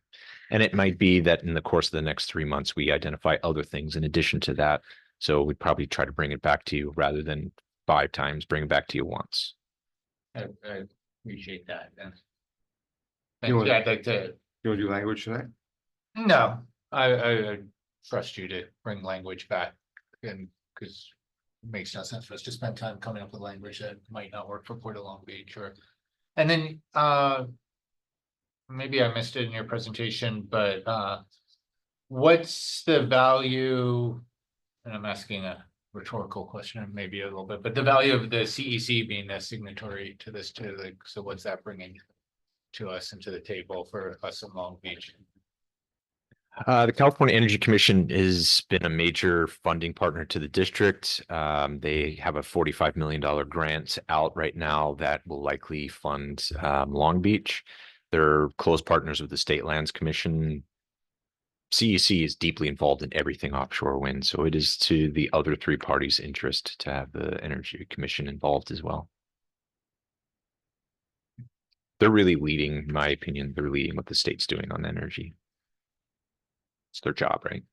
So having, yeah, I guess just so having the memorandum, having them be a party to this, wait, are they the? State lands. It's state lands, I'm sorry, I'm getting it Yeah. wrong, yeah, it's not CEC, it's the state. State lands. Yeah, so having the state lands be a party to this, I guess. I is see. Why does the more state? My question. I see. Well, yeah, It's a so leading question, I think, yeah, I can anticipate the answer, but. it's good to have the state acknowledge the relationship between Long Beach and Humboldt and the critical importance of staging integration. That's why we asked the state to join. I don't know if that's the answer you're searching for. It's also important to acknowledge that we manage our lands under trust through state lands. So they, in essence, are the larger agency that we are accountable for our tidelands. And if we need to seek letters of non-objection, leases, or special permitting, state lands is the agency that we do that with.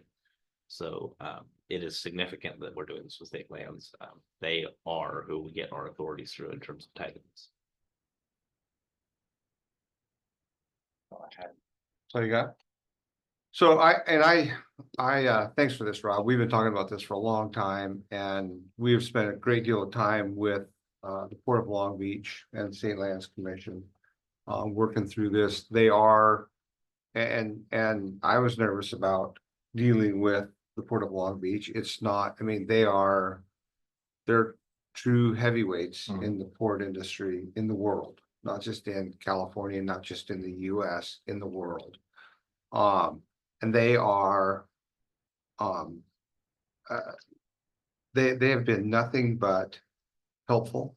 They've been nothing but professional. They've been nothing but great partners throughout this whole process. And when Rob says he gets up on stage and people are trying to pit the two against each other, it actually, I mean, the questions lead, the questions from moderators, from the audience, all lead towards that.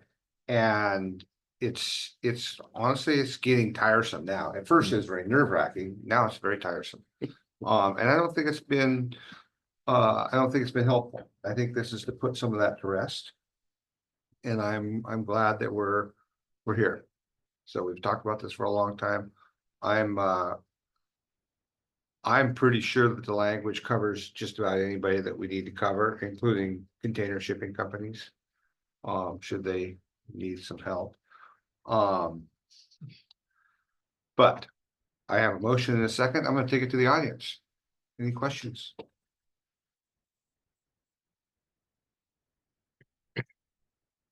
Cody Freitas, I'm that local 3 operating engineers, building trades guy Chris was talking about.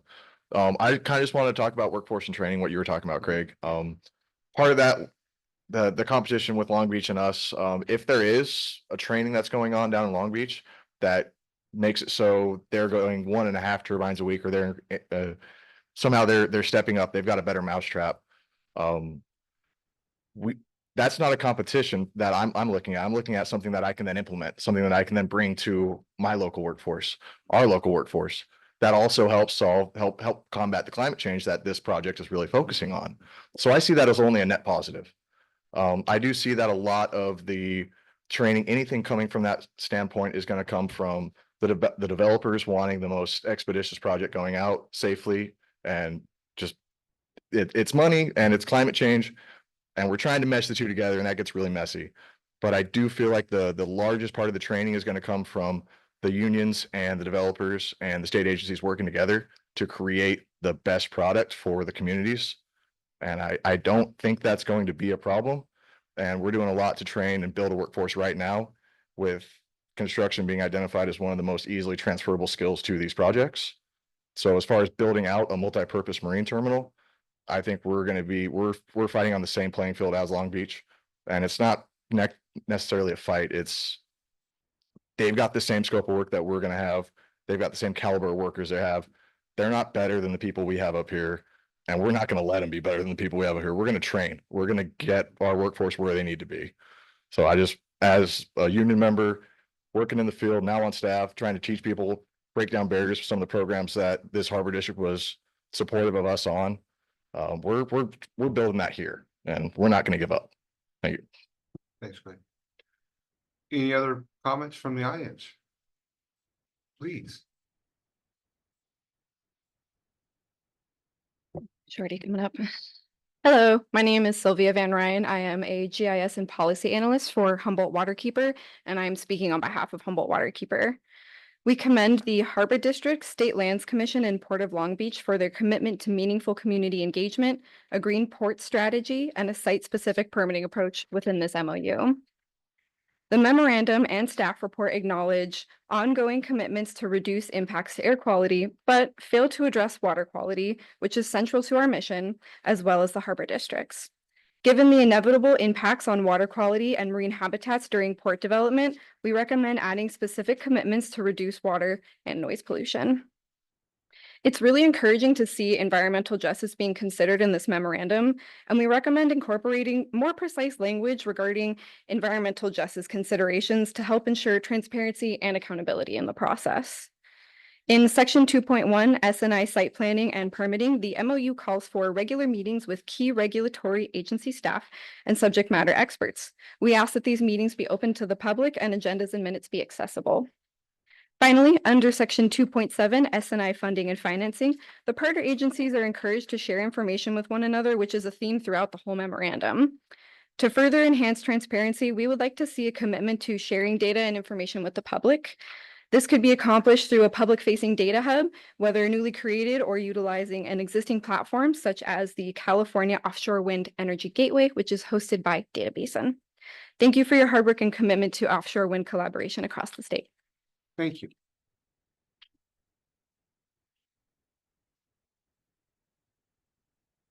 Hi.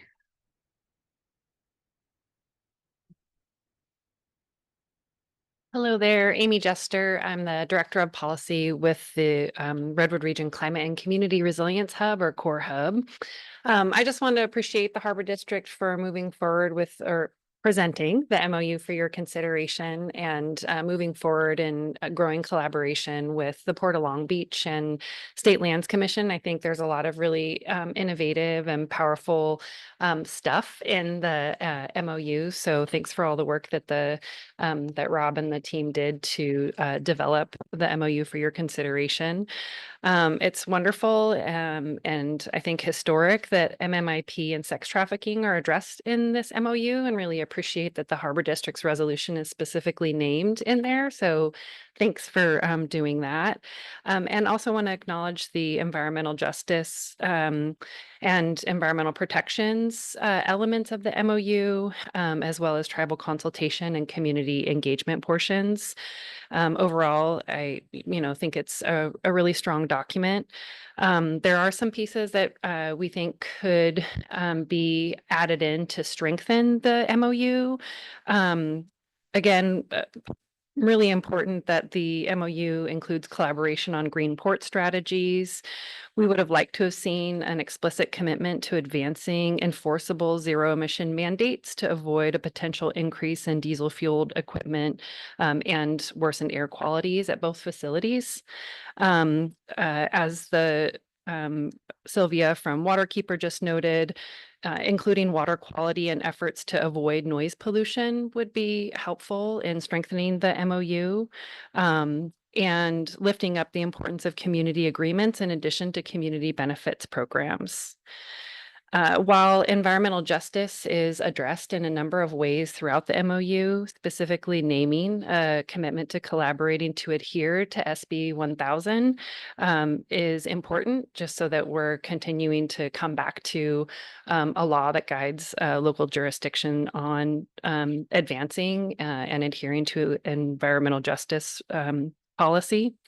Also specifically naming a commitment to local hire. I appreciated the conversation that we had earlier and the reference to regional workforce development and collaboration there.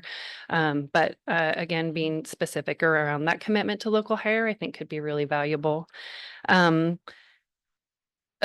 Did want to mention the importance of including collaboration on life cycle analysis and effective decommissioning strategies. I know we're at the very beginning of these projects, but starting from the get-go with what decommissioning could look like and thinking with state lands and Port of Long Beach and exchanging information, expertise on that could be really valuable. Also thinking about what may need to be developed in terms of end of life. I don't know if you call that supply chain,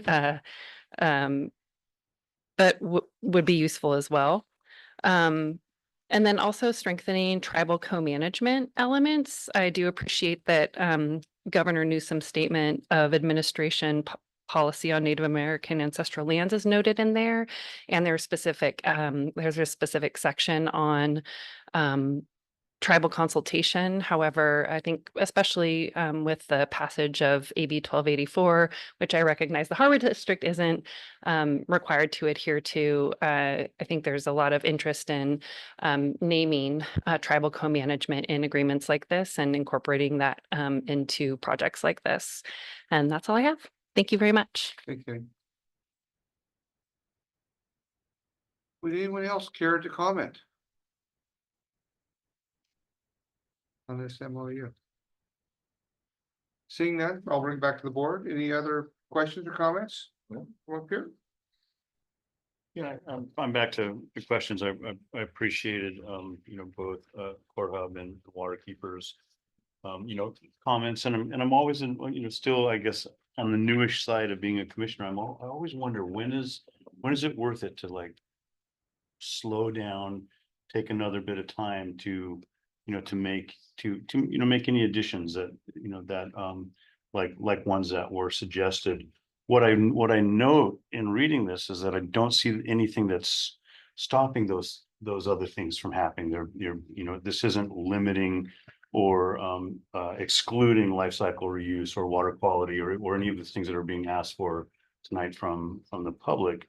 So there's no clear exclusion of it, but is it worth it to add additional language? But I also know this is an MOU that's got to be passed by Long Beach as well. I mean, it has to be agreeable, to all and the state lands commissions and all parties. And, so I don't want to get off so much into a Humboldt agenda it starts to be difficult for them to want, or it might be difficult for them to agree. So I guess I'm willing, I would definitely support considering changes and voting on this in another month. But I also understand if there's a need to move forward with it right away. I'd be curious to hear how timely is this and how much leeway do we have? One thing that comes to mind is we can commit to all of those things, but it doesn't have to be in this MOU. Mhm. Right. So this is an agreement between us and Long Beach to share information. All of those other things were effectively committed to, but we could commit in some formal document. It can be outside of the MOU. So, where does each kind of commitment belong? It could be multiple different documents. This may not be the best place for the infinite list of everything that we can think of. So water quality and sea. Yep. And maybe those things do belong in there and we can revisit them, but staff's recommendation stays the same. Is to adopt the MOU as is. I'll add to that too, Rob, if you don't mind. I think, I understand the desire to have water quality stipulations in MOUs like this, but by and large, we're going to go through a permit process and CEQA that is going to, Yep, sorry, I did just remembered the stormwater presentation earlier was great. I love stormwater. It's one of my favorite things for some reason. That is a retrofit of an old facility.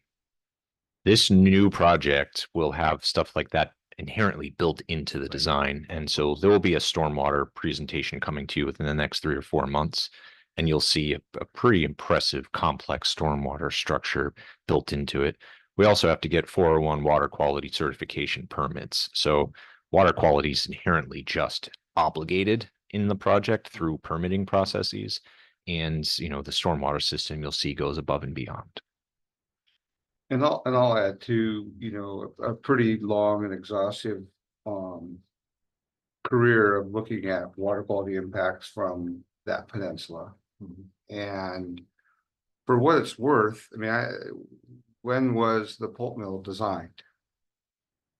60s? Late 50s. Late 50s? Pretty tough to find any in-bay impacts. I mean, there's a few. Not many. It was designed well. It was I would say probably not. I would say they managed it and did a decent job the whole 40 years or 50 years that it was there. But it was designed such that everything went to one sump and then out an ocean outfall. And it worked. They did what they set out to do, and they were set out to do that because they had a shellfish industry here that sued the shit out of them, all right, to make them do that, because they were going to put everything into the bay. And whatever design they came up with, Mike, it worked. You just don't see it. You don't see huge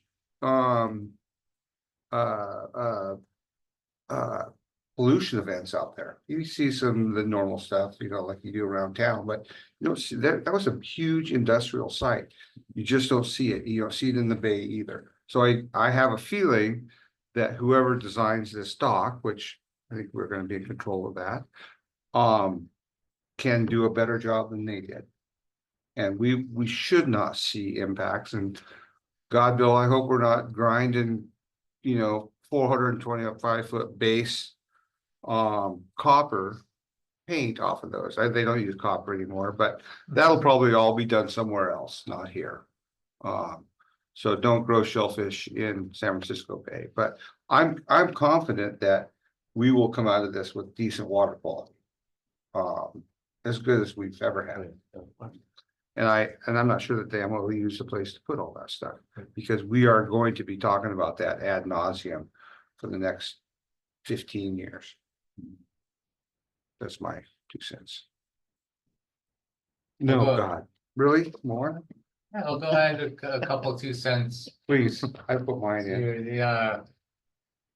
No, I appreciate all the conversation and, all that this MOU does. And I just want to say, I always see these things as such a balancing act, because obviously there's a primary purpose of this MOU, and this is to memorialize the cooperation between the Port of Long Beach and Humboldt, and so that we can work together. And there's 1,000 other things we could try and do, but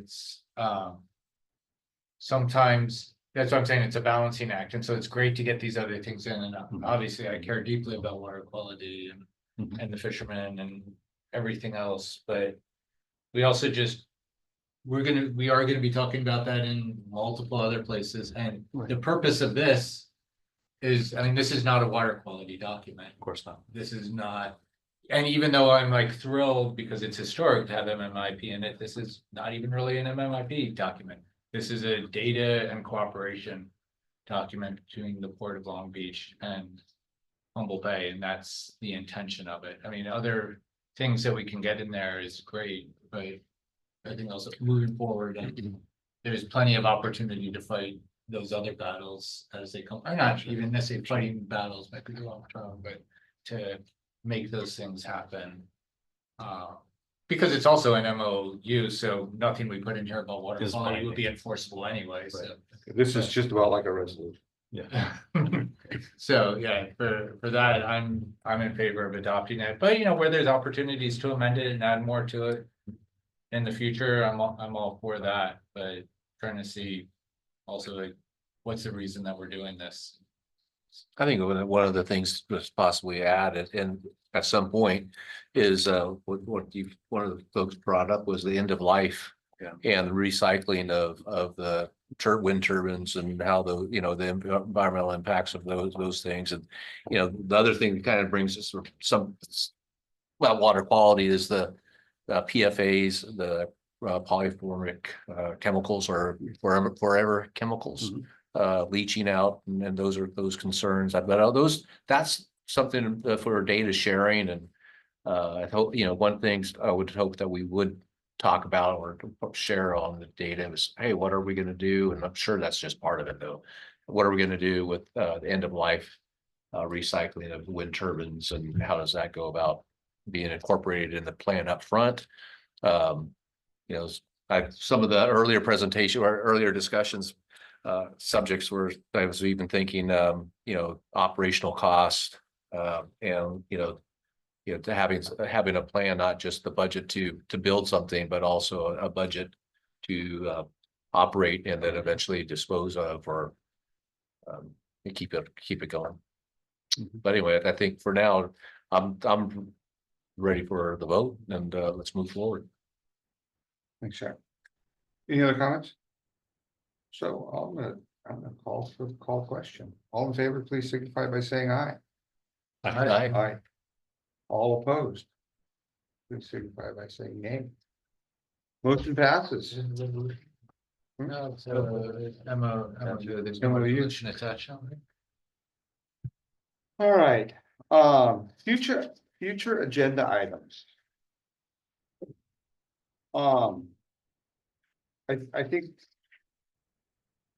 I think I'd like to see us add to this list a strategic planning special meetings in the next year. Scoping meetings, I guess that would be called. Is that what you would call them, Ryan? Scoping meetings? Yeah. Fine. Workshop. Workshops. Yeah. Okay.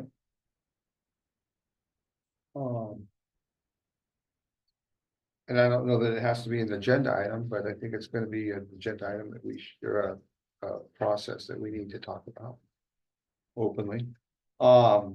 Anything else? Yeah, last meeting, I had offered to give a presentation on Spartina life cycle and eradication and so on and so forth. And then the commission seemed to want that. I guess they're just looking for when that's. February. Yeah, It'll, because yeah. January is super packed. Yep. February, that is. Thank you. You committed in February, so it'll show as a future agenda item on next meeting. Okay, sounds good. I did want to confirm that with you when we met, so. And you'll have pictures? Oh, yeah. Okay, video? You like. Samples, will you bring the March Master in here? Yeah. Can we drive the March Master around? Any other? Jack, No. anything? Nothing from you? Yep. Then I am gonna adjourn this meeting. Yeah, we're gonna adjourn it. We're gonna go back to. We're gonna adjourn the open session. We do a reset. Would anybody like to comment on, well, I guess, would you like to comment on our closed session item? You had that opportunity earlier. So I'm adjourning to closed session. Everybody, hey, please have a wonderful holiday season. Remember that the season is about love and peace and kindness. Thank you.